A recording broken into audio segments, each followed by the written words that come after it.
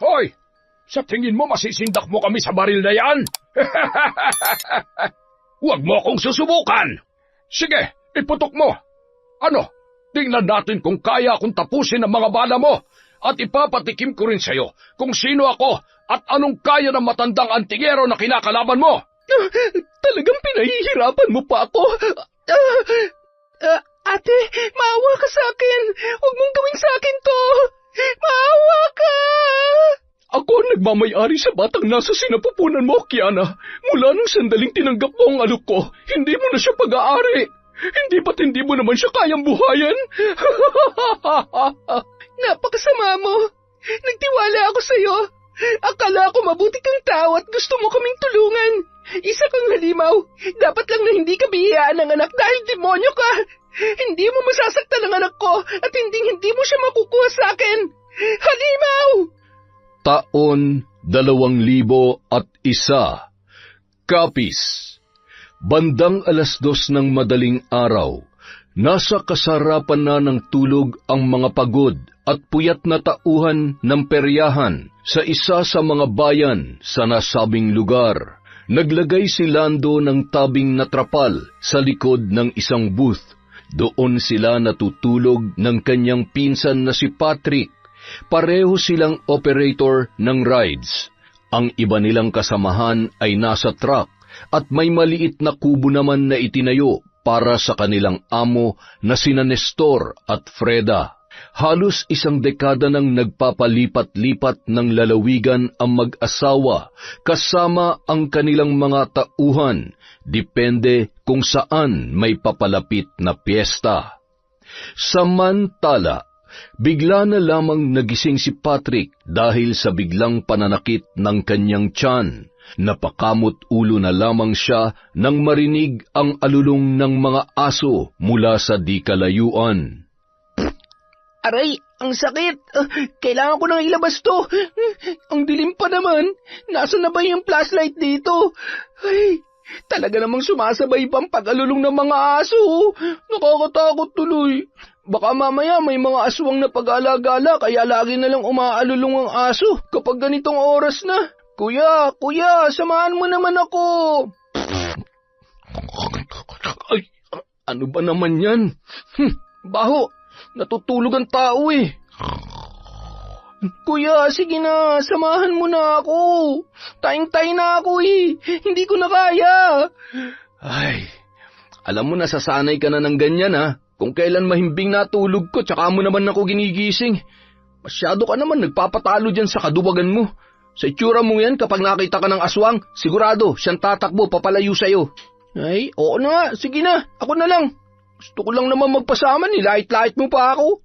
Napakamot ulo na lamang na lumabas si Patrick at tumalon sa may bakod ng peryahan, patungo sa may mapuno at madamong bahagi. Nagpalingon-lingon ang bata at nakikiramdam sa paligid. Unti-unti nang nagtatayuan ang kanyang balahibo sa batok at braso na animoy may nagmamasid sa kanya mula sa malayo. Napakrus na lamang yun sabay nagdasal at nang makakita ng magandang pwesto para maibsan na ang labis na pananakit ng tiyan ay lakad-takbo niyang tinungo yun.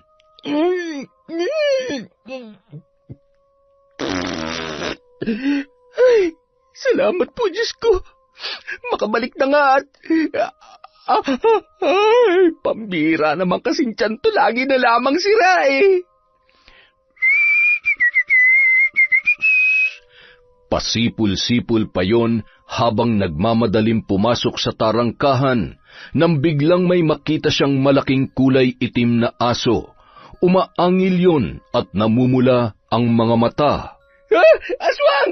May aswang! Walang kasing bilis niyang nilundag ang bakod at nagtatakbo papasok sa loob ng kanilang tinutulugan. Kinuha nun ang balisong sa kanyang bag. Naapakan pa niya ang kanyang pinsan na si Lando dahil sa pagkataranta habang isinasara ng maayos ang kanilang tulugan. Ay, ano ka ba naman, Patrick? Nananadya ka ba? Kuya, sigurado ako sa nakita ko. Yung aso na nakita ko kanina sa labas. Aswang yun! Aswang! May aswang din dito, kuya! tumigil ka na nga sa kalokohan mo. Hindi na ako natutuwa ha. Gugulpihin na kita dyan eh. Masyado ka nagpapapaniwala sa mga kwento-kwento. Kuya, hindi ako nagbibiro at lalong hindi ako nagsisinungaling. Totoong may... Matulog ka na bago pa maubos ang pasensya ko sa'yo ha. Kapag sumakit ang ulo ko, lagot ka sa akin.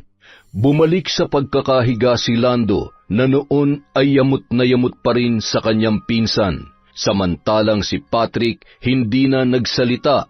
Umupo na lamang yun at inaalala ang kanyang nakita. Inilagay niya ang kanyang balisong sa tagiliran at nakikiramdam sa mga kaluskos sa labas. Makalipas ang ilang oras, nahiga na ang binata at hindi niya na namalayan na siya ay nakatulog na. Bandang 6:00 ng umaga, nagising si Lando sa ingay mula sa labas, samantalang si Patrick ay tulog na tulog pa rin. Lumabas yon at nakiusyoso sa mga nag-uumpukan na tao. Grabe, kawawa naman yung babae. Kung kailan naman kabuwanan tsaka pa na biktima ng aswang. Bakit naman kasi alam ng buntis nagawa pang maglalabas sa gabi? Hay nako, ang balita, naglaro ng bingo dito sa peryahan kagabi. Siguro, tinambangan pa uwi. Ang asawa pa naman niya ay nasa Maynila nagtatrabaho. Pag uwi niya, wala nang buhay ang asawa niya at wala na rin ang bata. Nako, kawawa naman. Anong oras daw ho ba nangyari? Tsaka saan? Diyan lamang sa may bandang likuran ng peryahan. Naku, kung nakita niyo lang ang lagay niya, gutay-gutay at nakalaylay pa ang bituka. Halatang yung bata sa sinapupunan ng pinuntirya ng aswang. Sus Mariosep naman, ibig sabihin, totoo nga yung nakita ni Patrick kagabi. Agad na umalis si Lando at nagmamadaling bumalik sa kanilang tulugan. Tinapik niya ang kanyang pinsan para ibalita ang nangyari. Wag mo akong papatayin! Maawa ka! Abat lokon to Hindi ako aswang Bumangon ka na dyan. Totoo nga may aswang kagabi. May nakuhang patay na buntis. Tara, tingnan natin. Ano? Ayoko nga. Ikaw na lang. Baka mamaya nagmamasid pa yung aswang at ako naman ang isunod niya. Ayoko pa mamatay. Ay, nagkataon lang na nakita mo siya pero hindi ibig sabihin gusto ka niyang biktimahin. Sa amoy mong yan, tingin mo kakainin ka nun? Nasabi mo lang yun dahil hindi mo nakita yung nakakatakot na itsura niya kagabi. Ang laki, kulay itim at pulang-pula yung mga mata. Alam mo yun, yung parang gustong-gusto niya akong lapain. Kapag naaalala ko, nanginginig pa rin talagang tuhod ko Ay, wag mo na masyadong takutin ang sarili mo. Para ka namang walang alam tungkol sa kahinaan ng mga aswang. Nakalimutan mo na ba yung turo sa atin ni Lolo Canor? Tanga. Sa sobrang takot na mararamdaman mo kapag nakakita ka ng aswang, maalala mo pa ba kung ano yung dapat gawin? Ay, pwede ba umayos ka nga? Ang pangit mo. Ay, kung sa bagay, wala ka nga palang ibang alam gawin kundi ang tumakbo sa oras ng peligro. Ano, hindi ka ba talaga sasama? Hindi na, baka lalo lamang akong matakot. Bakit ba parang kahit saan na lang tayo pumunta, lagi na lamang may aswang? Ganun talaga. Kahit saang lugar naman merong aswang, magaling lang talaga sila magtago at magpanggap bilang normal na tao. Ay, ang nakakalungkot pa, lagi na lamang buntis ang kanilang binibiktima. O siya, diyan ka na muna. Makikichismis lang ako sa labas. Bahagya lamang sumilip si Patrick at natanawan ang mga nagkakagulo pa ring mga tao. Ay, buti na lang talaga nakatakbo ko. Kung hindi, baka... Ay, naku. Baka isa na rin akong malamig na bangkay ngayon. Buong araw ay yon ang naging laman ng usap-usapan at marami ring mga tao ang nakaramdam ng matinding takot. Samantala, pinaalalahanan naman ni Nestor at Freda ang kanilang mga tauhan na mag-ingat.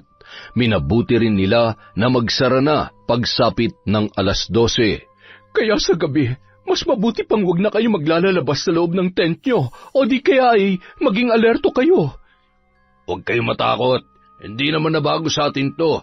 Isa pa, hindi naman basta-basta mambibiktima ang mga nilalang na katulad niyan sa lugar kung saan maraming tao at pwede rin nilang ikapahamak. 1 linggo na lang naman, lilipat na ulit tayo sa ibang barangay. Wala naman sigurong buntis dito sa inyo, no?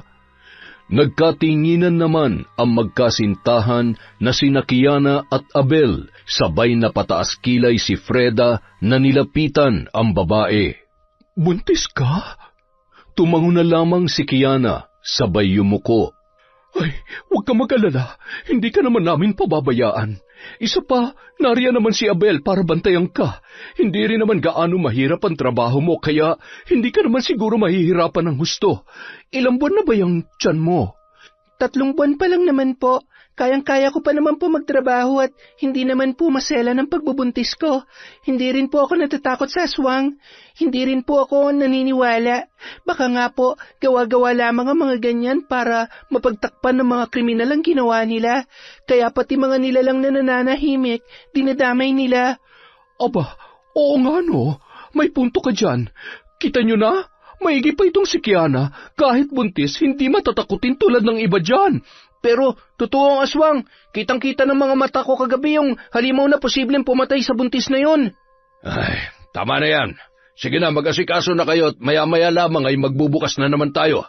Ayusin yung trabaho nyo, tama ng kwentuhan tungkol sa aswang na yan, ha? Tsaka huwag niyong tinatakot ang sarili ninyo. Bukas na bukas. Sahuran na naman, kaya sipagan nyo at ayusin ang trabaho para maiwasan ang aberya. Ayoko na makakita ng nag-uumpukan, ha? Nagkanya-kanya ng balik sa kani-kanilang gawain ang mga tauhan. Tulong-tulong sila sa paglilinis at pag-aayos ng mga gamit sa peryahan. Ang iba naman naghahanda ng pagkain. Nag-aambagan lamang ang mga yon at kung minsan ay kanya-kanya na lamang sa pagbili ng kani-kanilang pagkain. Pagsapit ng gabi, bandang 10:00, kapansin-pansin na hindi ganun karami ang mga tao kumpara noong mga nakaraang araw. Napabuntong hininga si Kiana, sabay umupo muna. Ang lungkot naman ng gabing to. Kapag ganito katumal, walang mangyayari. Baka mamaya magbawas na naman ng tao. At saka, isa pa sa amin na mawalan ng trabaho ni Abel. Ay, kawawa lang ang magiging anak namin. Habang nakatingin sa malayo, bigla naman siyang tinawag. Nang noon ay ngiting-ngiti at bahagya pa siyang tinapik sa balikat ng kanyang among babae na si Freda. Kumusta? Ayos ka lang ba? Mukhang ang lalim ng iniisip mo, ah. Pasensya na po kayo, madam. Nalulungkot lang po ako dahil kakonti po ang tao ngayon. Masyado pong perwisyo ang haka-haka tungkol sa aswang na yan. Ay nako, oo nga. Nanibago rin tuloy ako. Lalo lamang ako nababagot kaya naisipan ko na lang na mag-ikot. Kumusta ka naman? Buti ay hindi ka maselan sa pagbubuntis mo. Sa awa po ng Diyos, hindi naman. At kung nagkataon, paano na lamang po kami ni Abel at ang batang nasa sinapupunan ko? Ay, ang hirap maging mahirap. Ay nako, maswerte ka pa rin. Maswerte kayo ni Abel. Ang batang nasa sinapupunan mo ang pinakamalaking biyaya ng Diyos para sa inyo. Alam mo, hindi lahat nabibiyayaan ng anak, katulad namin ni Nestor. Meron kaming pera at kung tutuusin, kaya naman namin bumuhay ng kahit 5 o higit pang bata. Pero wala eh. Pakiramdam ko nga noon, pinagkaitan talaga kami ng tadhana na maging magulang.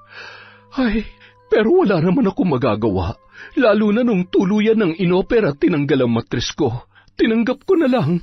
Pero maswerte pa rin ako dahil mabait at hindi ako iniwan ng asawa ko sa kabila ng lahat. Pasensya na po, hindi ko po alam na... Ano ka ba? Wala yun. Gusto ko lang sabihin sa iyo na napakaswerte mo dahil magiging nanay ka na. Masaya naman po talaga kapag iniisip ko na magkakaanak na kami. Magiging nanay na ako. Pero natatakot po ako. Natatakot ako dahil bilang isang ina, hindi pa po talaga ako handa.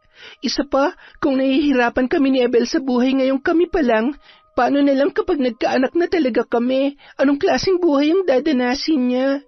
Ayaw ko pong matulad siya sa amin, lalo na't wala naman na po kaming kamag-anak o mga magulang man lamang na matatakbuhan sa oras ng pangangailangan. Pareho na ho kaming ulilang lubos. Ay, huwag kang mawalan ng pag-asa. Alam mo ba nung bago mag-asawa pa lamang kami, walang-wala rin kami. Lahat na meron kami ngayon ay talagang matagal din naming pinagsumikapan bago namin naabot. Kaya siguradong magagawa niyo rin yun ni Abel.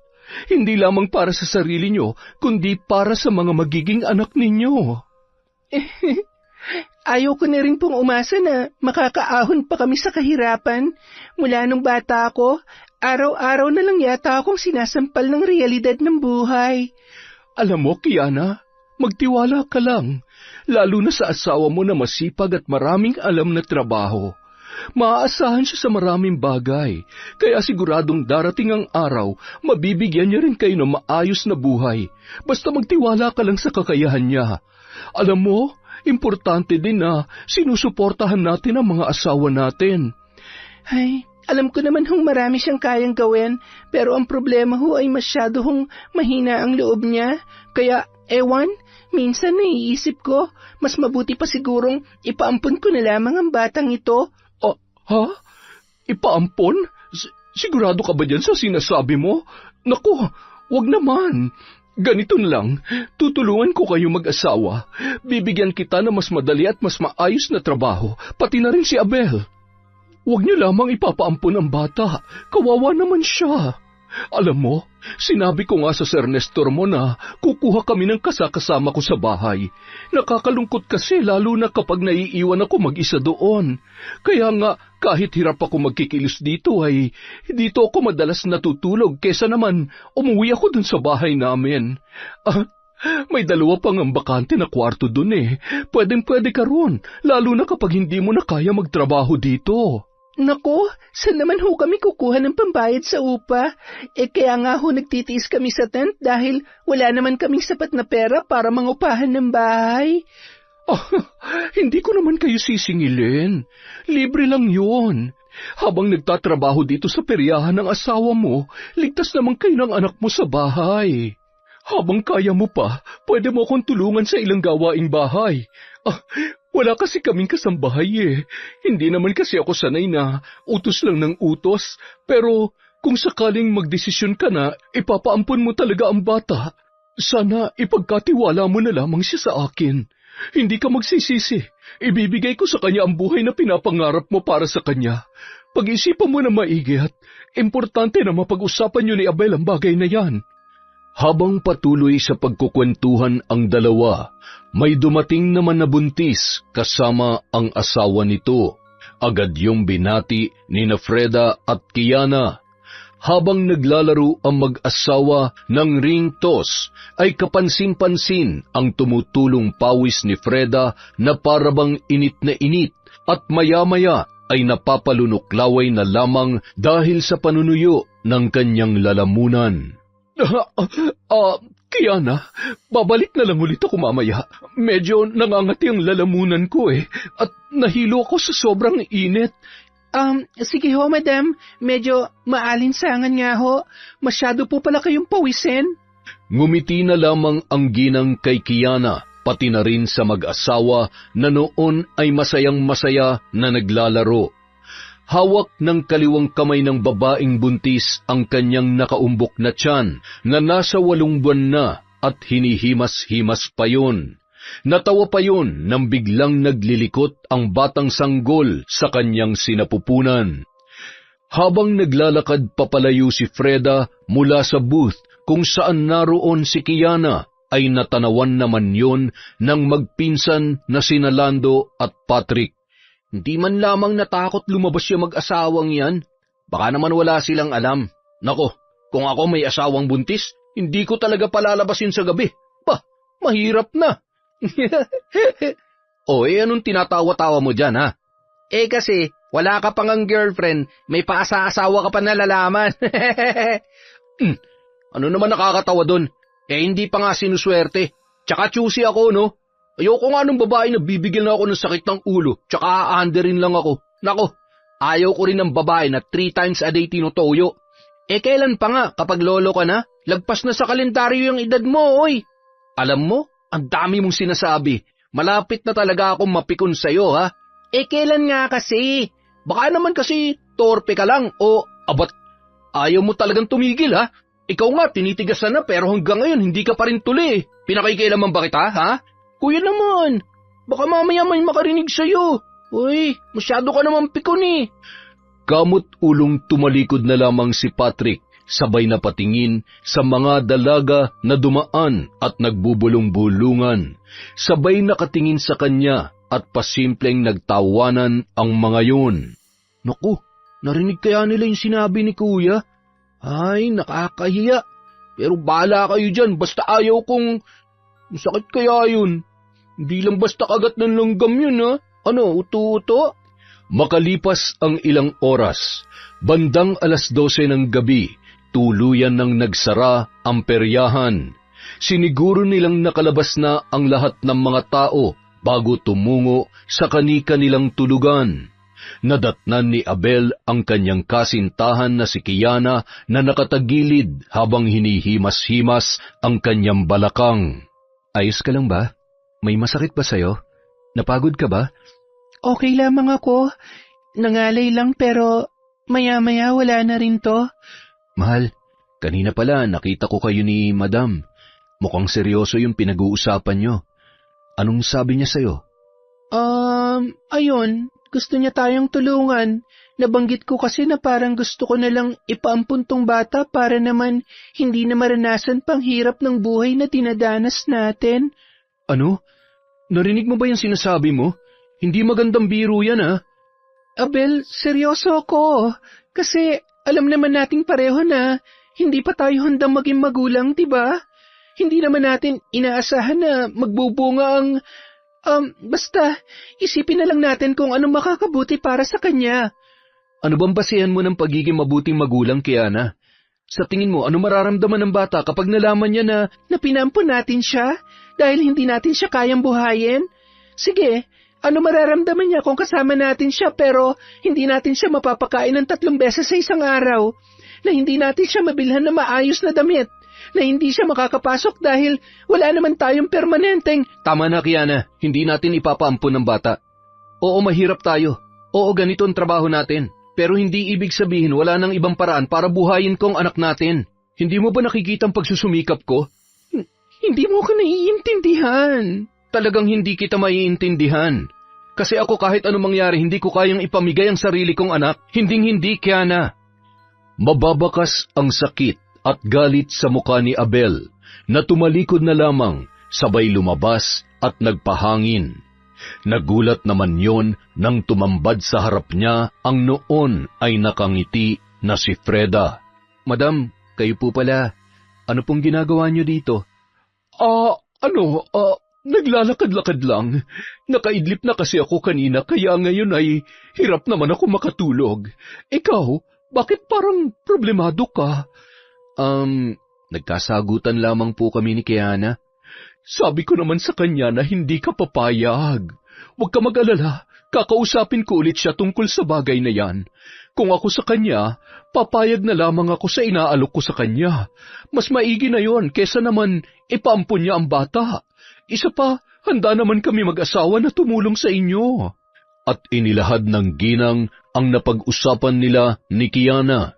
Mas gumaan ang loob ni Abel dahil nababatid niyang hulog ng langit sa kanilang mag-asawa ang inaalok na libreng paninirahan nila sa bahay ng mga yon habang nagtatrabaho siya sa peryahan. Salamat po sa alok ninyo. Ay sige na, baka hinahanap na ako ni Nestor. Basta, kapag nakapagdesisyon na kayong dalawa, sabihan niyo lamang agad ako, ha? Magpahinga ka na rin at siguradong pagod ka na. Nakangiting tumalikod si Freda at sinundan pa yon ng tingin ng binata. Mula nang naging tauhan siya sa peryahan ay matagal niya na ring alam na likas na matulungin si Freda at Nestor kahit pa kapwa may pagkastrikto yon pagdating sa trabaho. Nung kalmado at nakapag-isip-isip na siya, ay pumasok na si Abel sa kanilang maliit na silid-tulugan, na yari lamang sa trapal at may sapin na plywood ang higaan at isang makapal na kumot. Mahimbing nang natutulog si Kiana nung mga oras na yon. Naaawa siya sa lagay ng kanyang asawa. Ay, patawarin mo ko. Alam kong nahihirapan ka lang sa sitwasyon natin ngayon kaya ka nagkakaganyan. Huwag kang mag-alala, konting tiis na lang. Sa tulong nila, Madam Freda, hindi mo na kailangan magtiis dito. Kayo ng anak natin.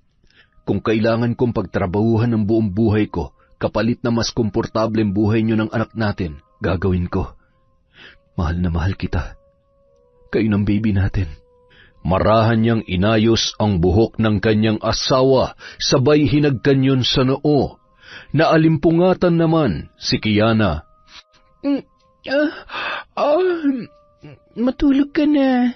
Bukas na lang tayo mag-usap ng maayos, ha? Sorry. Bahagyang ngumiti si Abel, sabay humiga at mahigpit na niyakap ang kanyang kasintahan. Matapos ang 3 pang linggo ay lumipat na ulit sila sa isang baryo sa Karatig Bayan at doon ay muling nanumbalik ang panibagong sigla ng peryahan. Walang kinatatakutan ang mga tao katulad ng mga haka-haka tungkol sa aswang sa ibang lugar na kanilang napuntahan.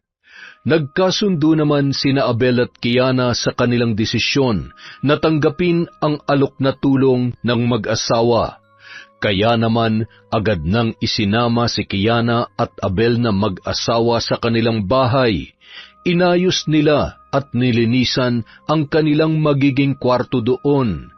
Habang inaayos ang gamit ay kinumusta naman ni Freda ang magkasintahan. Nagustuhan niyo ba? Pasensya na't medyo napagod kayo sa paglilinis pero kita nyo naman, maganda at bago pa. Hindi ko lang maasikasong linisin na maayos ang buong kabahayan dahil sa laki nito.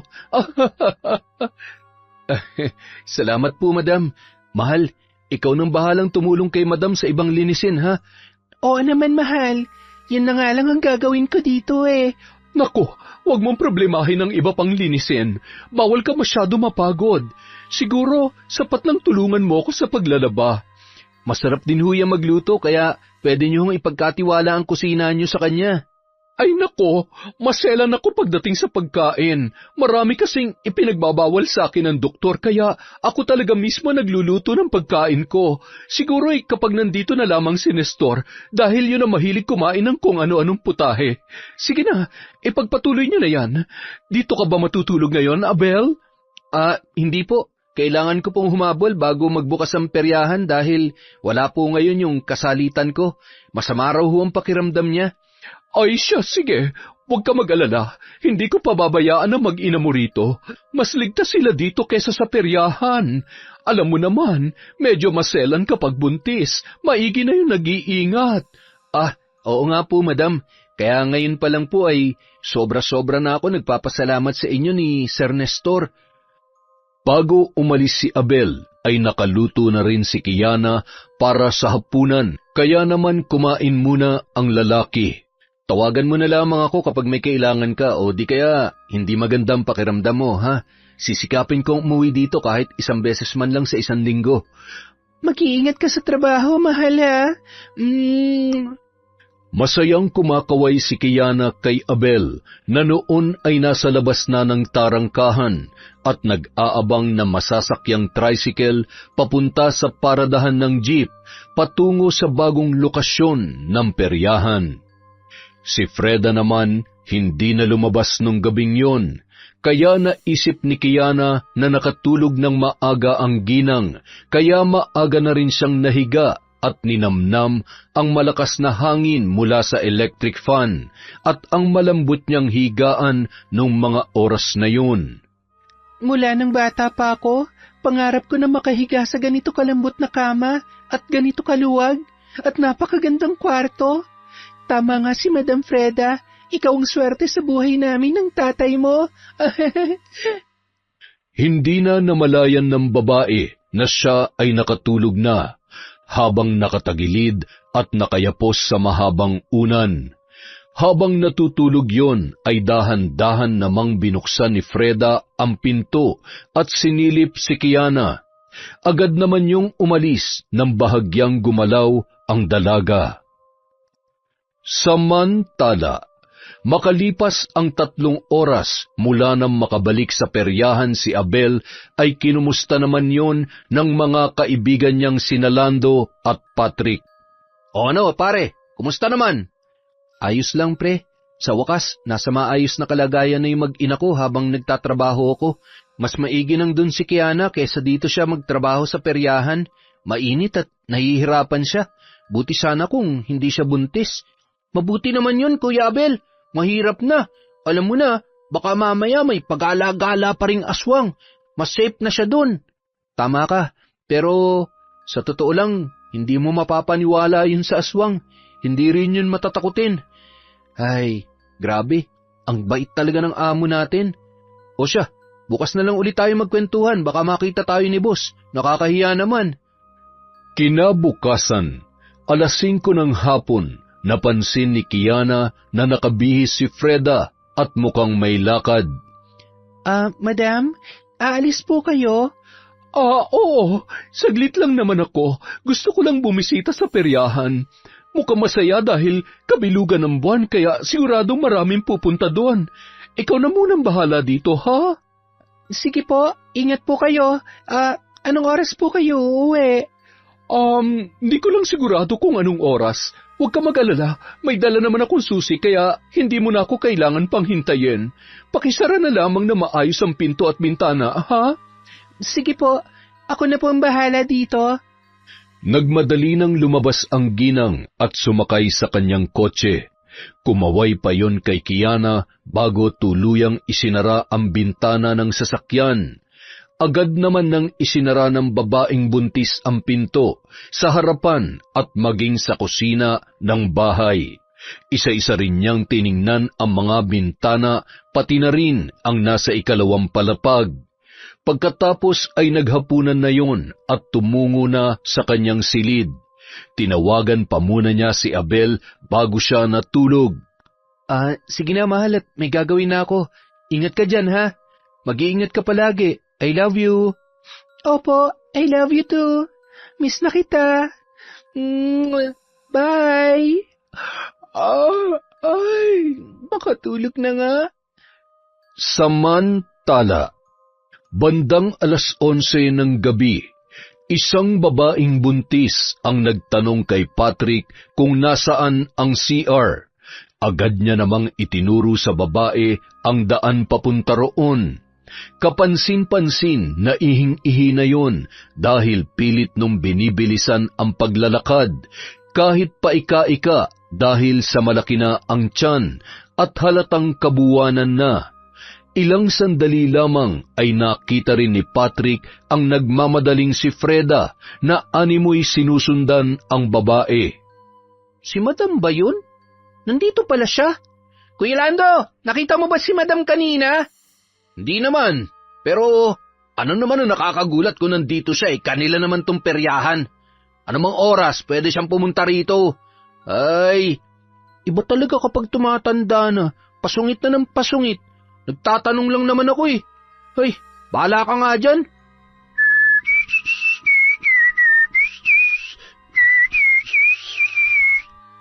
Hoy, sandali lang naman. Hoy, ilang beses ko bang kailangan sabihin na bawal sumakay ng hindi pa pinapapasok? Pambira naman talagang titigas ng ulo. Nako, insan, sige lang. Kapag nakahanap ka ng katapat dyan, ewan ko lang sa'yo. Habang pinagmamasdan nun at pasimpleng pinagtatawanan ang kanyang Kuya Lando, ay napalingon yon nang may marinig na sigaw mula sa di kalayuan. Nasisiguro niyang malapit yun sa may CR, kaya naisip niya na posibleng nanganak nang wala sa oras ang babaeng buntis na dumaan kanina. Ngunit ilang sandali pa, may 2 bata na nagtatakbo, umiiyak at sumisigaw na animoy takot na takot. May aso! Kinain ng aso yung buntis! Buntis? Sigurado ba kayo sa nakita nyo? Opo, malaking aso na kulay itim. Ay naku po, Diyos ko! Yung asawa ko! Walang kasing bilis na tumakbo ang lalaki at pagdating sa nasabing lugar, nadatnan niya ang nakahandusay niyang asawa sa sahig at naliligo sa sarili nitong dugo. Nakalabas ang bituka at warak na warak ang kanyang tiyan. Asawa ko! Sino may gawa nito sa'yo, asawa ko? Samantala, Nag-uwian ang mga tao matapos mabalitaan ang nangyari dahil sa sobrang takot. Ilan sa mga matatanda ang nagsabi at naniniwala na posibleng aswang ang may kagagawan noon. Grabe, nakakakilabot naman ang mga nangyayari. Buti na lang at wala dito si Kiana. Hindi talaga ligtas ang lugar na to para sa kanya. Ay, kawawa naman. Parang sunod-sunod ng ganitong pangyayari. Nakakatakot na, no? Hoy, Patrick! Ano? Bakit pa hindi ka mapakali dyan? Ano kasi, kuya kanina lang, kausap ko yung babaeng buntis tapos magkasunod lang sila ni Madam. Teka, nasaan na nga ba si Madam? Nakita niyo ba siya? Aba, kanina mo pa hinahanap si Madam Siguro? Ay, yung ulo mo talaga, Kuya Lando. Kung hindi mainitin, saksakan ng dumi ko mag-isip. Hindi ako maaari magkamali. Sigurado nakita niya nangyari sa buntis dahil magkasunod lang sila. Pero, nasaan na kaya yun? Imposible naman kung namamalikmata lang ako. Ay! Bandang 2:00 ng madaling araw, habang nasa biyahe sina Nestor at Freda pauwi sa kanilang bahay, mabilis na pinaharurot ng lalaki ang sasakyan. Nestor, ano ka ba? Gusto mo na bang mamatay, ha? Gusto mo bang mabangga tayo? Alam kong galit ka, pero... Pero ano? Bakit ba ang tigas ng ulo mo?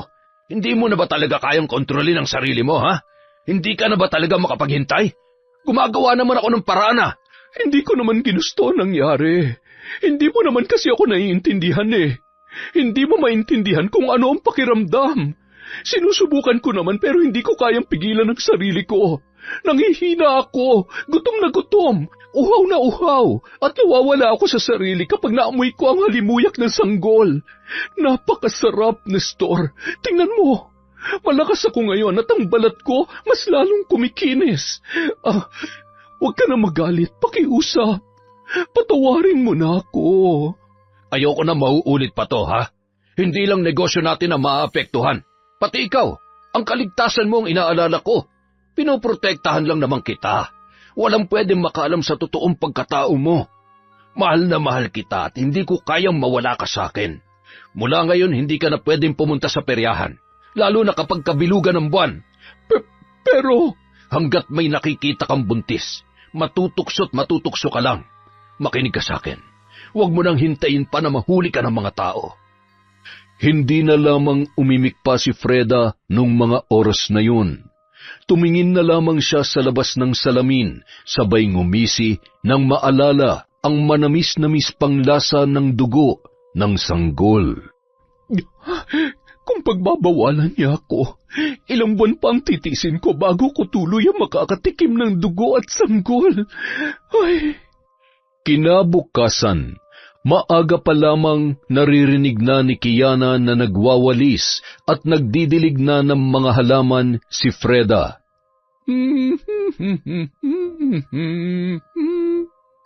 Good morning po, Madam.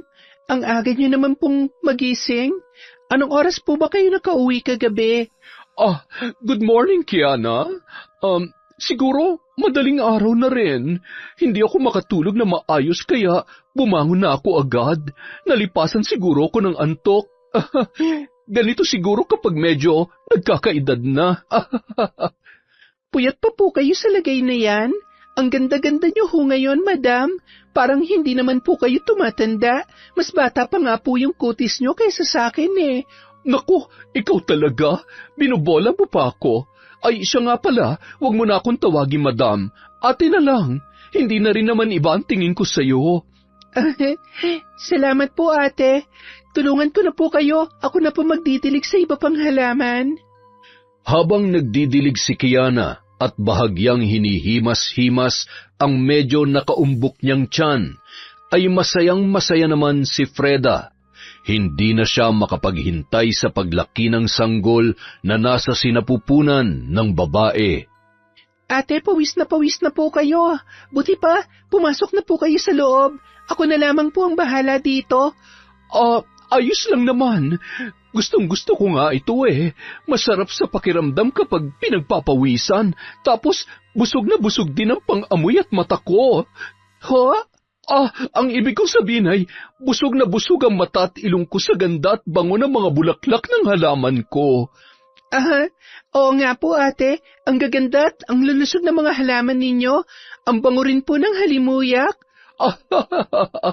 Wala nang mas babango pa sa halimuyak ng sanggol na nasa sinapupunan mo, Kiana. Napakabango. Samantala. Alam mo, kagabi ka pa hindi mapakali. Ano ba problema mo, ha? Ay, iniisip ko lang din yung nangyari kagabi, kuya. Iba talagang kutob ko tungkol kay madam eh. Kasi mula nung nangyari yun kagabi, hindi ko na ulit siya nakita. Sa tingin ko talaga, siya ang aswang. Yun ba? Medyo delikado yung iniisip mo, Brad. Baka mawalan tayo ng trabaho nang wala sa panahon dahil sa kalokohan mong yan. Hindi basta kalokohan lang to, kuya. Isipin mo, hindi tayo tinatantanan ng aswang. Kahit saan tayo pumunta, may bagong biktima. Imposible naman na may aswang sa bawat lugar na nililipatan natin. Kung hindi siya, nasisiguro ko na isa sa mga kasamahan natin ang aswang. May punto ka naman dyan. Teka, ang aswang malalapit sa mga buntis. Tapos, teka, naalala mo ba si Joy-Joy? Yung dating nababantay sa ticket booth? Di ba nung nabuntis yun, inampun yun ni madam? Tapos, mula noon, yun nga rin ang naaalala ko, kuya. Paano kung hindi naman totoo na ninakawan sila? Paano kung kinain niya rin si Joy-Joy tulad nung iba pang mga naging biktima? Kung ganon, kailangan natin makasiguro kung totoo nga ang hinala natin. Kung sakali man, kailangan natin matimbrehan si Abel. Kung hindi, mapapahamak si Kiana at ang batang nasa sinapupunan niya. Kailangan natin ng tulong ni Lolo. Mabuti pa puntahan natin habang may oras pa tayo ngayon. Eksakto namang malapit sa lugar na yon ang baryo kung saan nakatira ang kanilang Lolo Canor. Matapos kumain ng almusal ay bumiyahe ang dalawa papunta roon. Kalahating oras din ang inabot ng kanilang biyahe sakay ng tricycle. Tuwang-tuwa naman ang matanda nang makita ang kanyang mga apo. Buti naman at naalala niyo pa kung dalawin mga lintik kayo. Akala ko ay nakalimutan niyo na ako. Ang dami ko nang naipon na kwento sa inyo. Teka, ano nga palang sadya niyo at bigla kayong napadpad dito? Anong kailangan niyo? Pera? Wala ako niyan, ha? Alam niyo naman na gwapo lang at mahusay sa pakikipaglaban itong lolo ninyo. Pero wala akong pera. Lolo, ano po kayang pwede naming gawin para mahuli o malaman na aswang yung isang nagpapanggap na normal na tao? Abat, bata pa lamang kayo naikwento ko na sa inyo ang tungkol sa bagay na yan. Nakalimutan niyo na? Alam mo, noon ang mga aswang ay nagtatago halos ayaw masinaga ng araw. Pero sa ngayon, masyado na rin sila mapangahas, tuso at mapagpanggap. Pero mapapansin mo rin yun sa kilos nila. Siyempre, maglalalapit sila sa taong gusto nilang biktimahin. Buntis, sanggol, at may mga malubhang karamdaman. Yun ang kanilang gustong-gusto. Pero depende pa rin sa aswang dahil may mga aswang na mas nasasabik naman sa mga patay. Marami sila, iba-iba, pero lahat sila ay mapanganib at handang pumaslang para lamang makuha ang kanilang gusto. Kung ganun, pwedeng tama nga ang kutob ko. Ito. Kailangan niyo ito para malaman kung may aswang sa paligid o aswang ang kausap ninyo. Naglalaman ng botelyang ito ng langis at orasyon. Kapag nasa malapit ang aswang, iinit at kukulo ito. Kailangan talaga natin makausap si Kuya Abel para maprotektahan niya si Ate Kiana at saka yung anak nila. Inilahad ng magpinsan ang sunod-sunod na pangyayari at iba pang dahilan ng kanilang paghihinala kay Lolo Canor. Posibleng ang isang patibong lamang ang pagtulong niya sa kasintahan ng kaibigan ninyo. Marahil naghihintay lamang siya ng tamang pagkakataon para kainin ang sanggol na nasa sinapupunan niya. Heto ang kwintas. Kailangan niyo ito maibigay sa kanya. At ito, kailangan niya ito maikabit sa damit niya para hindi magalaw ang sanggol. Ay, mga masasamang nilalang nga naman, oo. Hahamakin ang lahat, makapambiktima lamang. Mahirap talagang tumanggap ng tulong sa kung kani-kanino lang at maaaring buhay ang maging kapalit na kabayaran. Maraming salamat ho, Lolo. Malaking tulong ho ito para matulungan ang kaibigan namin. Hindi na rin po kami magtatagal at kailangan na po namin kumilos sa lalong madaling panahon, bago pa po mahuli ang lahat. Sige na, lumakad na kayo at balitaan nyo na lamang ako. Kung kakailanganin nyo ang tulong ko ay sabihan nyo ako agad. Alam nyo naman, wala akong inaatrasan. Wala pang aswang na hindi ko napapasuko at napapasuka. Kung hindi niya tatalikdan ang kanyang pagiging aswang, ako ang hahatol sa kanya ng kamatayan. Sige na, mag-ingat kayo. Bilang isang antingero, malakas ang kakayahan kong labanan sila, ngunit alam ko rin kung gaano sila kalakas. Hindi sila madaling kalabanin, lalo na ng mga normal na taong katulad ninyo. Lalo na kapag masyadong lalamya-lamya at duwag. Hindi ba, Patrick? Lolo naman, sinasabi niyo po bang duwag ako? Gusto mo pa bang sabihin ko sa'yo kung ilang beses mo na akong tinakbuhan kapag nakikita mong hawak ko ng talbos ng bayabas at labaha? Ay, ilang taong ka na ba lintik ka? Maigi ata riyan ay itak na, o kaya naman ay papalakulin ko na lang. Ay, Kuya Lando, tara na nga. Anong oras na Baka hinahanap na tayo ng mga kasamahan natin. Ang sabihin mo, hindi mo na kaya yung sinasabi ni Lolo. Ay, nako. Ano? Gusto mo, hawakan ko, kaya itali natin tapos. Kunwaring hinawakan ni Lando ang kanyang braso at si Lolo naman ay kukunin ang kanyang palakol. Kuya, bitiwan mo nga ako! Lolo! Ay, naku ka, Patrick, ka talaga. Hindi ko maintindihan kung saan mo minanay ang kaduwagan mo. Sige na, takbo na! Kapag naabutan kita, yari ka sa akin! Walang kasing bilis na kumaripas ng takbo si Patrick at halos mamatay naman sa kakatawa si Lando. Aray ko! Ay, tawa ka ng tawa dyan masyado. Anong balita sa'yo? Hanggang ngayon ba'y wala ka pa rin isang babaeng naloloko? Napakahina mo naman, lintik ka. Hindi ka ba marunong manligaw? Ay, ito nga ho palalo, panggastos nyo. Babalik na lang po kami sa susunod na araw. Abat, ayos mukhang dinaan ako sa suhol. Makakatikim na naman ang alak mamaya. Mabilhan nga ng tsoknat yung darling ko na makadalaw bukas at puros na lamang pagpapaanak ang inaasikaso. Nakalimutan na yata ako. Aba, sakto, mansari namin bukas. Kinagabihan, hinihintay ni Lando at Patrick na pumunta si Freda sa peryahan, ngunit bigo silang makita yon. Araw-araw ding kinakausap nila si Abel at kinukumusta si Kiana. Hindi pa nila masabi ng diretso ang kanilang hinala dahil wala pa silang sapat na batayan ng mga oras na yon. Makalipas ang 3 araw, bandang 3:00 ng hapon, nagulat sila nang makita si Kiana.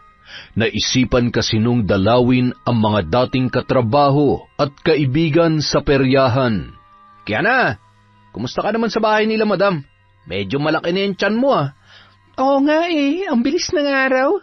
Ilang buwan nilang manganganak na rin ako. Sana nga hindi ako mahirapan Buti na lang talaga, napakabait nila, madam. Pareho sila mag-asawa. Napakalaking tulong ang pagpapatira niya sa akin sa bahay nila. Ikumusta mo na lang kami kay madam? Ilang gabi ko na yata siyang hindi nakikita Masama ang pakiramdam niya mula kahapon. Nangihina raw siya kaya, ayun, nagkukulong sa kwarto. Nanghihina? Madalas siyang hindi nagpapakita kapag tapos ng kabilugan ng buwan. Sabi ni Lolo, kapag walang biktima, hindi nakakakain ng sariwang karne at hindi nakakatikim ng dugo, manghihina talaga sila. Tama.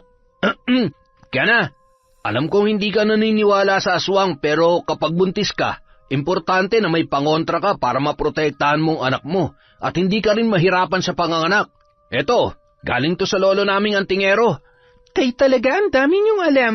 Pero salamat dito Isusuot ko na at baka sakaling swertehin ako. Maiwan ko na muna kayo. Pupuntahan ko lang ang iba nating kasamahan dito. Namiss ko na rin kasi sila Pagkatalikod ni Kiana, maya-maya ay dumating naman si Abel at nakangiting iniabot ang isang baunan na may laman na ulam. Wow! Ang sarap nito Saan galing to? Dala ni Kiana. Nakita niyo na ba siya? Oo, kaalis lang. Nakakwentuhan nga namin eh. Sasabay ako sa kanila ni Sir Nestor mamaya sa pag-uwi. Pahinga muna ako bukas. Namimiss ko na ang asawa ko at sasamahan ko rin siya magpatingin sa doktor. Ay, siya nga pala, Abel. Eto, dalhin mo to. Ibigay mo to kay Kiana ha. Ilagay mo dun sa kwarto niya para malaman niya kung may aswang na umaali-aligid sa kanya. Ay, sige, pasimple ko na lang na ilalagay at alam niyo naman yun. Medyo mahirap kumbinsihin pagdating sa mga ganyang usapin. Ipaliwanag mo pa rin sa kanya. Alam mo namang maigi na'y may alam para makapag-ingat at alam ang gagawin kapag nasa oras ng peligro. Salamat mga pre ha. Sige na, kumain na kayo habang mainit-init pa yan. Salamat ulit dito pre ha. Samantala, bandang 6:00 ng gabi, nang hihina pa rin at uhaw na uhaw si Freda na bumangon at lumabas sa kanyang kwarto. Binuksan niya ang mga ilaw at halos lumawa na ang kanyang mga mata sa sakit dahil sa pagkasilaw. Sa halip na sa kusina yun pumunta, ay pumasok yon sa kwarto ni Kiana. Sinisinghot-singhot ang amoy ng kwarto, lalo na ang damit na labahin na nakalagay sa basket. Hindi pa yun nakontento, kinuha ang kumot at sabik na inaamoy at niyayakap yon. Nasaan na ba kasi si Kiana? Kailangan kong malanghapan lamang ang sanggol para gumanda ang pakiramdam ko. Anong oras na? Wala ba siyang balak umuwi? Parang hindi ko na kayang pigilan ang sarili ko. Gustong-gusto ko nang tikman ng batang nasa tiyan niya. Kaysa naman manghina ako ng ganito. Hindi mapakali at nagpalakad-lakad lamang si Freda sa sala, sabik na nag-aabang sa pag-uwi ng babaeng buntis. Bandang 12:00 ng gabi, narinig niya ang busina ng sasakyan ng kanyang sinestor. Malayo pa ay pakinig niya na rin ang tibok ng puso ng sanggol at ang napakabangong halimuyak noon. Napakunot noo siya nang makita si Abel na bumaba ng sasakyan at inalalayan si Kiana. Ilang sandali pa, agad na ring tumungo sa kanilang kwarto ang magkasintahan. Napailing-iling naman si Nestor nang mapansin ang hindi maipintang muka ni Freda. Kahit hindi mo sabihin, alam ko ang tumatakbo dyan sa isip mo. Nababasa kong kilos at mga tingin mo kanina kay Kiana. Masyado pa maaga, Freda. Huwag kang magpadala dyan sa... Bakit palagi mo na lang akong pinagbabawalan sa gusto ko? Hindi mo ba nakikita? Nagugutom ako, nauuhaw at... Bumili ako ng sariwang karne at dugo ng baboy. Yun ang munang pagtiyagaan mo. Hindi pwedeng sanggulagi ang pupunteriyahin mo. Ay, ang laki-laki na ng kasalanan natin sa Diyos, Freda. Hindi ko alam kung tama bang umabot tayo sa ganito. Nahihirapan na rin ako. Natatakot ako para sa iyo, para sa atin. Kailangan na natin makahanap ng paraan para matakasan ang sumpa ng pagiging aswang. Kasalanan ko ito. Kung hindi sana tayo nagtiwala sa matanda na lumapit sa atin noon, hindi ka sana magkakaganyan. Dahil sa kagustuhan natin magkaanak, ginawa natin ang lahat. Isang dekada ang nakalipas.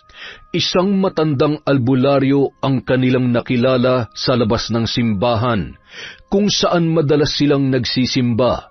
Palagi nilang nakakakwentuhan ang matanda dahil madalas na tumatambay yun sa may labas ng simbahan at nagtitinda ng iba't ibang langis na nakalagay sa butilya. Hanggang sa maikwento ni Freda ang pinagdadaanan nilang mag-asawa. Minsan, inanyayahan nun si Freda para hilutin at painumin ng kung ano-ano. Makalipas ang mga araw, napansin ni Nestor ang pagbabago sa kanyang asawa. Naging maselan yon sa pagkain at nung una ay inakala niyang naglilihi lamang. Hanggang sa madatnan niya yon na kumakain ng hilaw na karne. Hinanap nilang muli ang matanda, ngunit mula noon ay hindi na yon nagpakita pa sa kanila. hanggang sa sumapit ang kabilugan ng buwan at doon ay nagsimula na siyang magpalit-anyo at naghanap ng mabibiktima.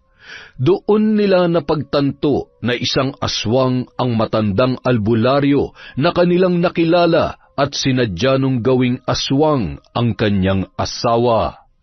Samantala, inilabas ni Abel sa kanyang bulsa ang botelya dahil nakaramdam siya ng pang-iinit. Inilapag niya yon sa ibabaw ng mesa at nagkatinginan sila ni Kiana. Ano yan? Bakit kumukulo at saan ba nanggaling yan? May aswang, Kiana. Siguradong may aswang sa paligid. Ay, matulog na nga tayo. Kung ano-ano natututunan mo sa magpinsan na yon eh. Kanina lang itong binigay nila sa akin. Mahal, wala namang masama mag-ingat. Lalo ka na. Alam mo naman nitong nakaraan, sunod-sunod ang mga nabibiktima. Hindi man sigurado pero posibleng ang totoo ang mga aswang. Kaya mag-iingat ka palagi. Lalo na kapag mag-isa ka lamang dito. Huwag mo akong alalahanin. Alam ko naman kung paano poprotektahan ang sarili ko. At sinisiguro ko sa'yo na hindi ko pababayaan ang anak natin. Kaya nga sinuot ko pa rin tong kwintas na binigay sa akin ni Kuya Lando eh. Ano, okay na? Huwag ka na mag-alala. Matulog na tayo at... ay, naantok na ako. Mula nung gabing yun, nagtataka si Kiana kung bakit walang tigil ang pagkulo ng langis sa loob ng bote. Minabuti niya na lamang itago yon dahil kinakabahan siya kapag nakikita niya. Samantala, masyado namang abala si Abel sa trabaho kaya naman halos hindi makausap ng kanyang mga kaibigan at kasamahan sa peryahan. Gusto niya kasing makaipon ng pera bago manganak si Kiana. Pagsapit ng sumunod na kabilugan ng buwan, galing sa banyo noon ang babae nang marinig ang pagkalampag mula sa kwarto ni Freda. Sakto namang nakabukas ng bahagya ang kanyang silid, kaya sumilip siya doon. Laking gulat niya na sa halip na si Freda ang kanyang nakita ay isang malaking kulay itim na aso ang nasa kama nito at nasa sahig naman ang mga kasuotan noon. Nanlaki ang kanyang mga mata at dahan-dahang umatras habang hawak ang kanyang tiyan at nagmadali nang pumasok sa kanyang kwarto at isinara yon. Ramdam niya rin ang pag-init ng kanyang kwintas. Agad niyang tiningnan ang langis na kanyang itinago. Halos maubos na ang laman ng botelya dahil sa malakas na pagbulwak ng langis. Aswang! Totoo sila! Isa siyang aswang! Anong binabalak niya sa amin ng anak ko? Diyos ko! Kailangan kong gumawa ng paraan. Hindi niya dapat kami mabiktima. Kailangan kong humingi ng tulong. Tama! Kailangan kong tawagan si Abel! Agad niyang tinawagan ang kanyang kasintahan at ipinaalam niya ang kanyang nakita. Kaya naman natatarantang bumangon yon at pinuntahan ni Abel ang 2 taong makakatulong sa kanya para iligtas ang kanyang kasintahan. Hindi naman nagdalawang isip sina Lando at Patrick na tulungan ang kanilang kaibigan. Dahil alanganing oras na wala silang masakyan, kaya tinawagan nila si Mang Kanor at sinundo sila ng luma nitong tricycle.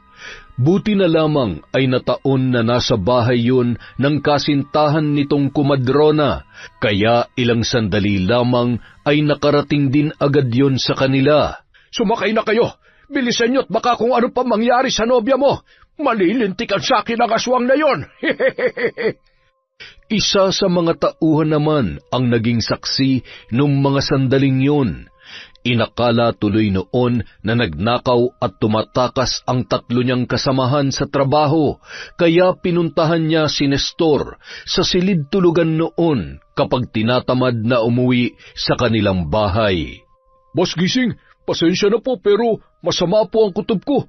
Mukhang ninanakawan ho kayo ni Abel, ni Lando at ni Patrick. May sumundo po sa kanilang tricycle. Naglolokohan pa nga sila tungkol sa aswang eh. Aswang? Teka, Dito ka lang. Susundan ko sila. Nagmamadaling sumakay si Nestor sa kanyang kotse para maabutan sina Abel. Masama ang kutob ko. Posibleng alam na nila ang totoo. Hindi maaari. Hindi niyo pwedeng saktan ang asawa ko. Samantala, Wala na bang ibibilis to? Kailangan na nating magmadali. Aba, kung sa tingin mo mas mabilis ka makakarating doon kesa sumakay dito, mauna ka na sa amin. Nakikisakay ka na nga lamang nagrereklamo ka pa.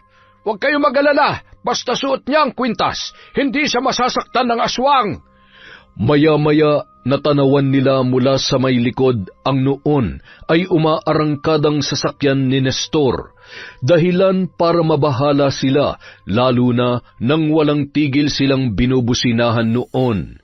Inunahan sila ni Nestor, sabay hinarang at tinutukan ng baril. Anong pinaplano nyo?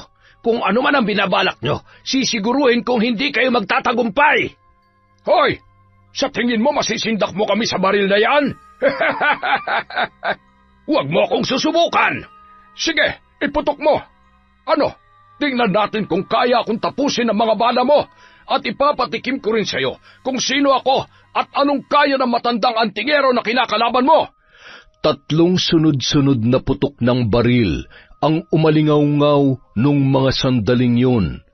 Ngunit ang ipinagtataka ni Nestor ay kung paanong hindi tinatablan ang matanda at ang mga kasamahan nito. Ha? Paano nangyari yon? Anong klaseng nilalang ka? Hindi mo na kailangang malaman pa. Pero dahil mapangas ka at sagabal ka sa aming plano, ito ang dapat sa'yo. Bigla na lamang natumba at nawalan ng malay si Nestor matapos bumulong sa hangin si Mang Kanor. Anong nangyari sa kanya, Lolo?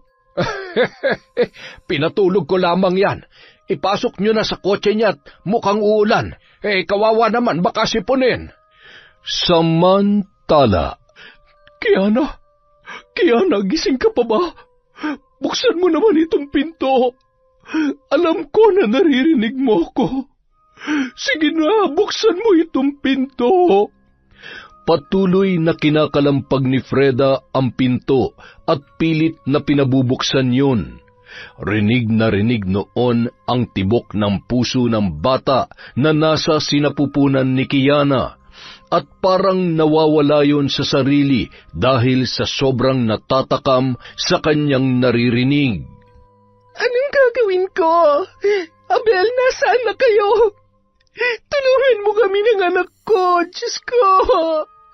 Kayo na po ang bahala sa amin. Iligtas niyo po kami. Ilang sandali lamang, nagulat si Kiana nang gumalaw ang doorknob at bumukas ang pintuan.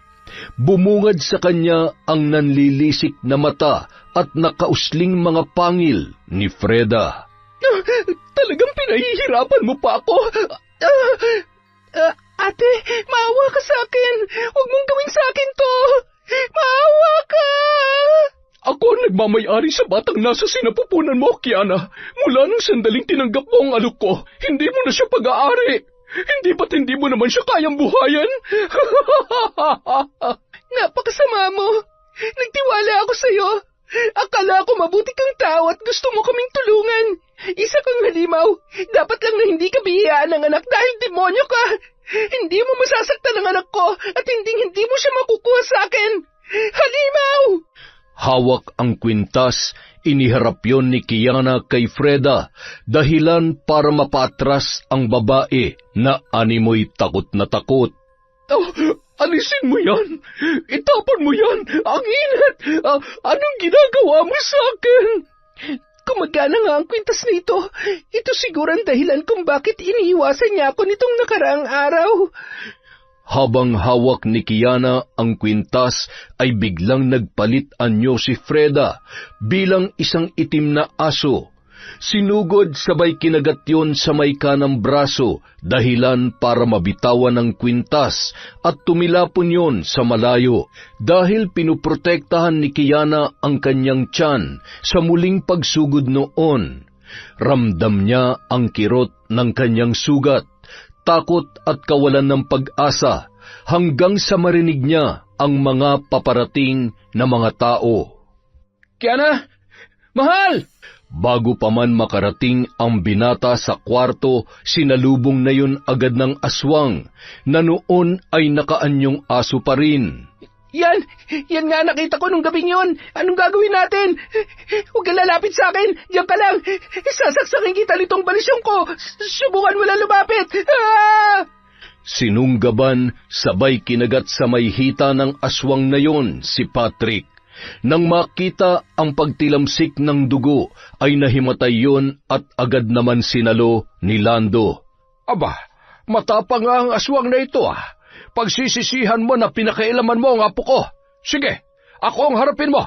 Lumapit ka sa akin. Nagpambuno ang dalawa hanggang sa mapagod at manghina ang aswang. Sinabayan niya yon ng orasyon at tinutukan ng benditadong karit ang noon ay nanghihina at nasa normal na nitong anyo. Mamili ka. Tatalikdan mo ang pagiging aswang o tutuluyan kita. Sagot! Hindi mo ako magagawang patayin. Sa akin lang ang batang... Hinugot ni Mang Kanor ang buntot pagi at hinampas yon ng 3 beses. Umatungal yon sa sakit at namimilipit habang tila nasusunog ang sugat na dulot ng malakas niyang paghampas. Sinuutan ni Mang Kanor ng 1 kwintas na nagmula sa kanyang bulsa si Freda. Ano, lalaban ka pa? Kaya mo pa? Kung ako sa'yo, susuko na lamang ako. Yan ay kung gusto mo pang makita ang asawa mong hambog. Huwag niyo akong papatayan. Pakiusap. Tulungan niyo na lang ako maging normal. Hayaan niyo akong mabuhay at makasama ang aking asawa.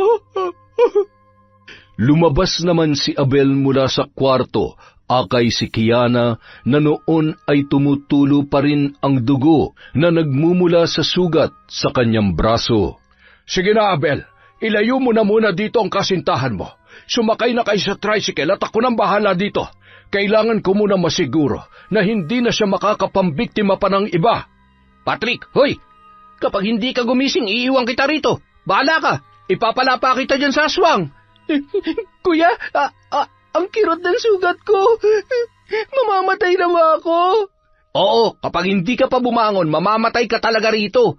Kung hindi ka lalapain ng aswang, pwede namang kapag nadatnan ka ni Boss Nestor ay tadtarin ka ng bala sa katawan. Ano? Hirap man ay pinilit ibangon ni Patrick ang kanyang sarili at inalalayan na lamang yon ng kanyang pinsan na si Lando. Paika-ika dahil sa kagat noon sa hita. Grabe, mukhang ang laki ng kagat sa'yo Muntik na madali yung alaga mo. Sayang, nakalibre ka na sana ng tuli. Kita mo nang ang hirap na hirap pinagtatawanan mo pa. Ano ba mangyayari sa akin? Magiging aswang na ba ako? Yan ang hindi ko alam. Kung sakali, di bigla ka na lang ding magiging itim na aso. Ikaw naman ang manghahabol ng buntis. Kapag ako naging aswang, ikaw ang uunahin kong lapain.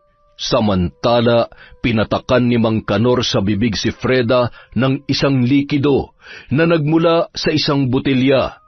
Nagmula pa yon sa kaibigan niyang albularyo na kasakasama niya sa pagtugis ng mga aswang noong mga panahon na kasagsagan pa ng pagbibiktima ng mga yon sa kanilang lalawigan. Ilang sandali pa, namilipit sa sakit si Freda at nagpagulong-gulong habang nakahawak sa kanyang tiyan at nagsususukayon ng kulay itim hanggang sa may mailuwa na kakaibang bato. Paano mo nakuha ang bagay na ito? Paano ka naging aswang? Hindi ko naman po talaga ginustong maging aswang. Biktima lamang din po ako. Isang matandang albularyo na akala ko'y matutulungan akong magkaanak. Pero hindi ko inaasahan na magiging mas palala ang problema namin mag-asawa dahil sa nangyari sa akin.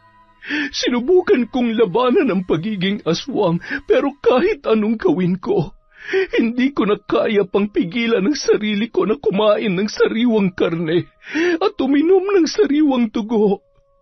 Natalo ko ng halimaw na bumabalot sa buong pagkatao ko. Malayo ka na sa pagiging aswang. Mamumuhay ka na ulit na normal kasama ang asawa mo. Gayunpaman, nakakalungkot lang isipin na hindi mo na maibabalik pa ang mga buhay na nawala. Kung araw-araw ko pong kailangang ihingi ng tawad ang lahat ng mga kasalanang nagawa ko, gagawin ko. Salamat po. Sana'y mapatawad ako ni Kiana at Abel. Tinulungan ni Mang Kanor si Freda na umupo sa sofa at nagpaalam na yun. Maninibago lamang ang katawan mo, kaya makakaramdam ka ng sobrang panghihina. Pero manunumbalik din yan. Hayaan mo't sisiguruhin kung makakabalik ng ligtas ang iyong asawa. Ikaw nang bahalang magpaliwanag sa kanya sa nangyari, at kailangan ko ring asikasuhin si Kiana at Patrick. Malala ang tinamo nilang sugat. Sa kabilang banda, bigla na lamang nagkamalay si Nestor at agad na inalala ang nangyari. Mas lalo siyang nakaramdam ng pag-aalala para sa kanyang asawang si Freda. Diyos ko, wala naman sana masama nangyari sa asawa ko. Anong ginawa sa akin ng matandang yun? Hintayin mo ako, Freda. Hindi ka pwedeng mamatay. Hindi mo ako pwedeng iwan. Nang makarating yon sa bahay, nadatnan niyang tulog ang kanyang asawa. Freda, ano nangyari? Ayos ka lang ba? May sugat ka? Sino may gawa sa nito? Oh, okay lamang ako. Bakit nandito ka?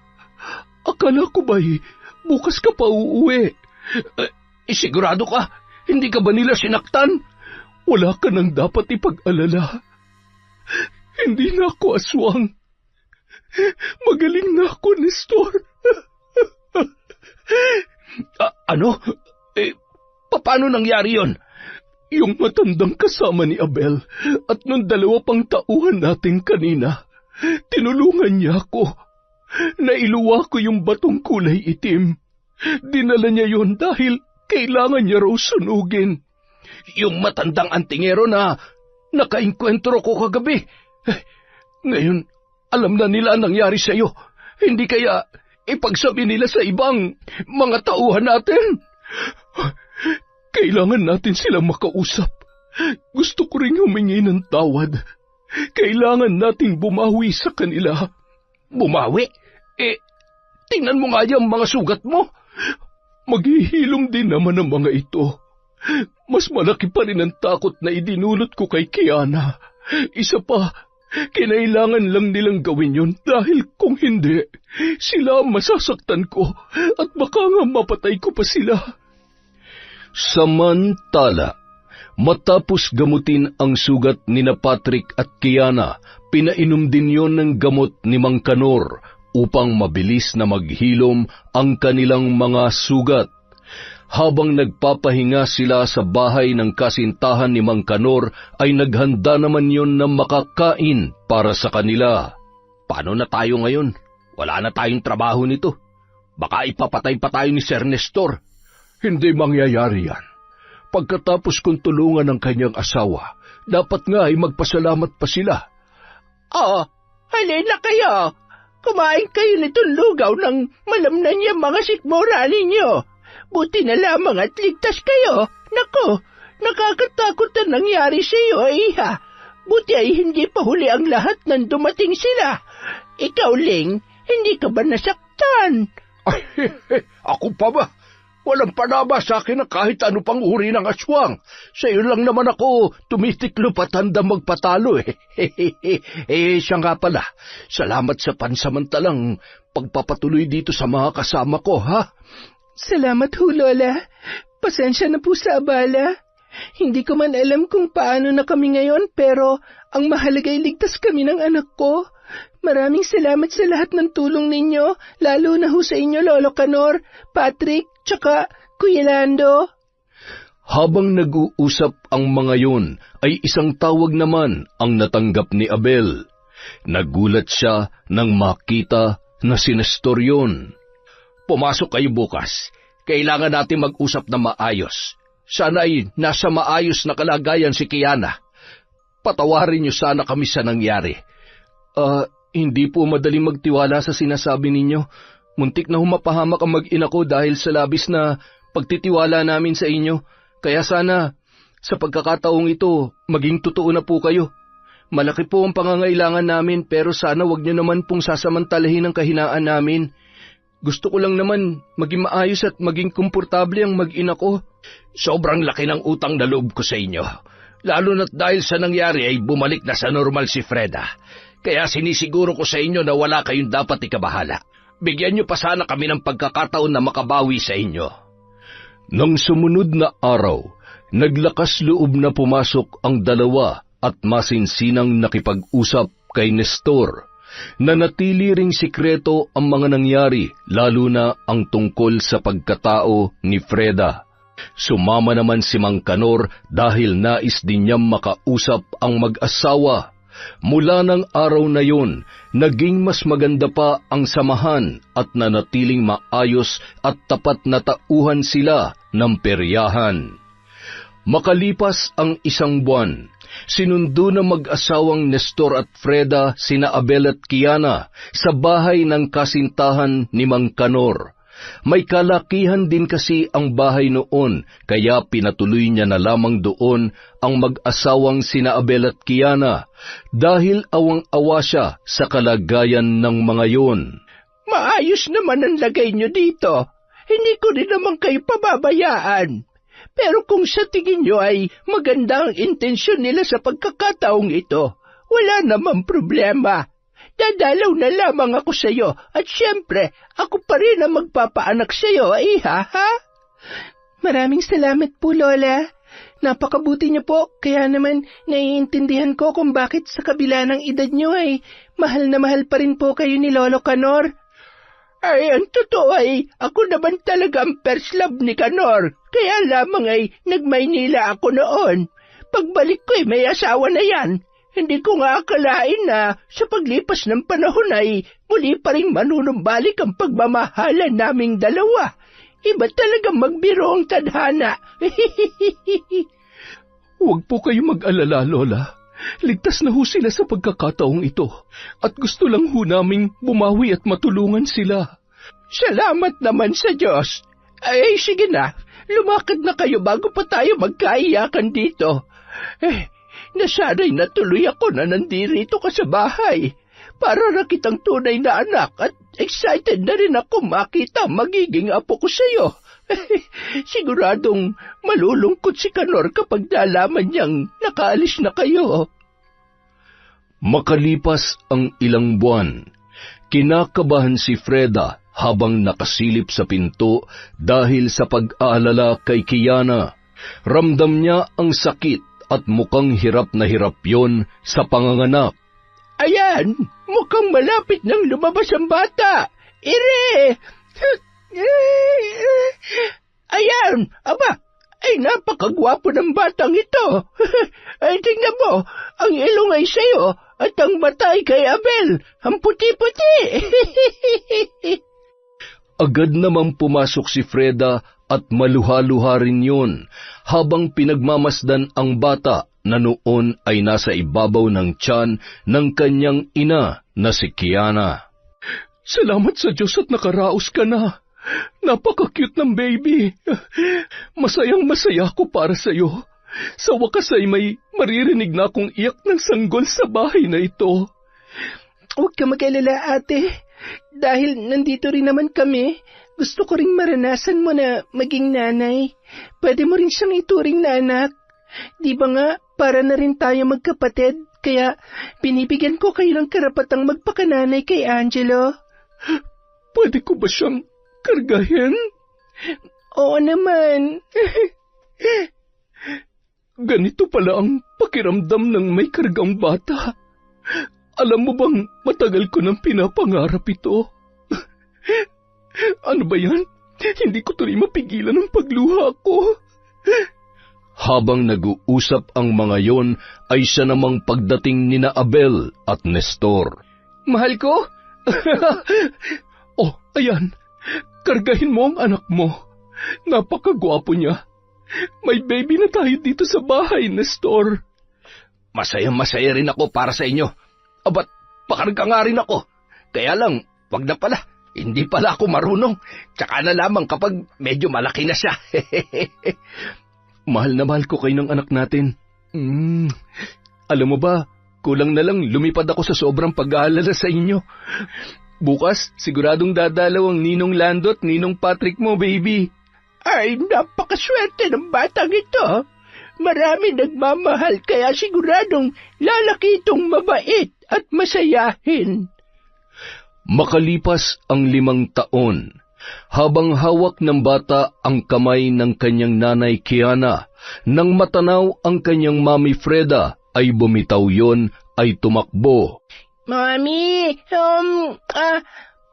Naku, miss na miss mo yata ako ngayon Kumusta ang first day of school?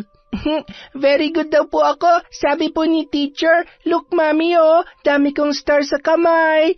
Oh, very good naman talaga ang baby boy namin. Dahil dyan, mamamasyal tayo sa linggo at bibilhin natin yung paborito mong toy. Yay! Thank you po, Mommy. I love you. I love you din po, nanay ko. We love you so much, anak.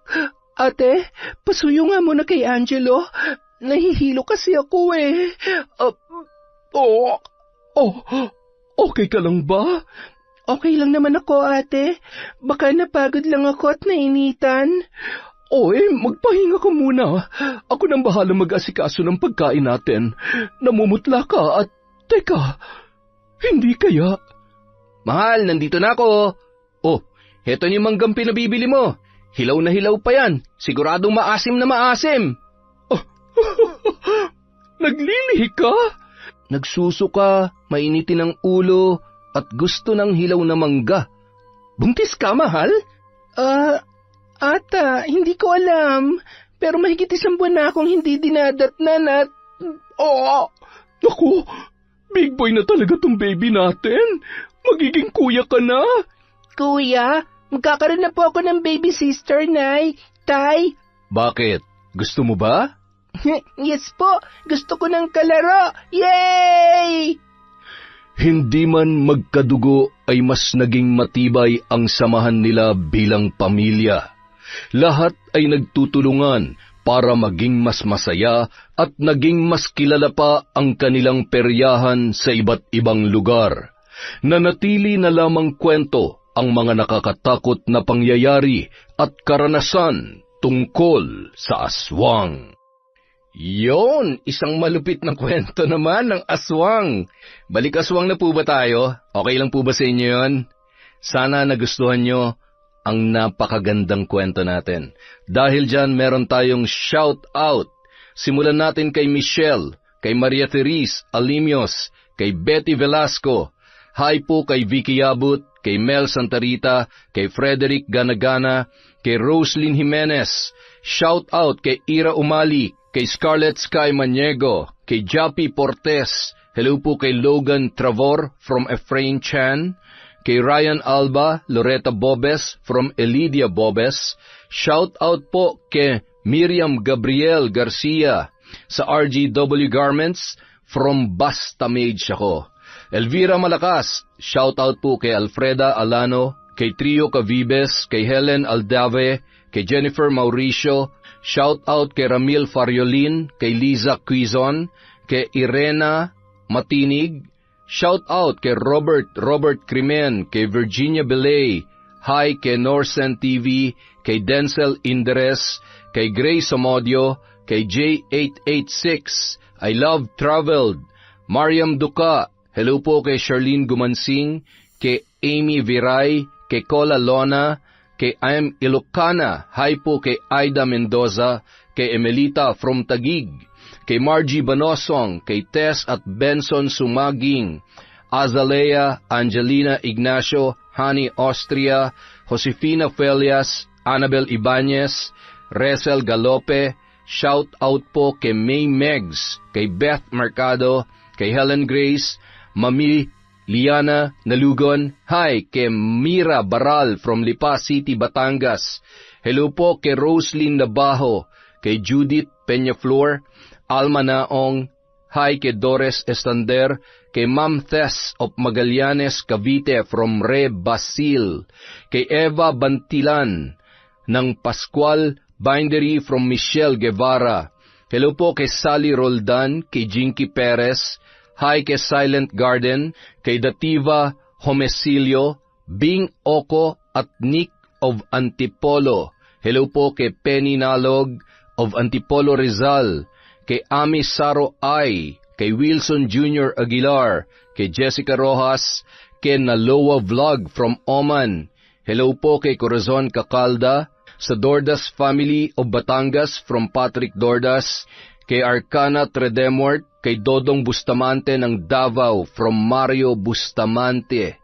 Hello po kay Maria Benitez. Shout out kay Andy Amarila, kay Josephine Arrocio, kay Jonas Siao. Hello kay Rosalie Clemente, kay Ni Alforte. Hi Ni, kumusta?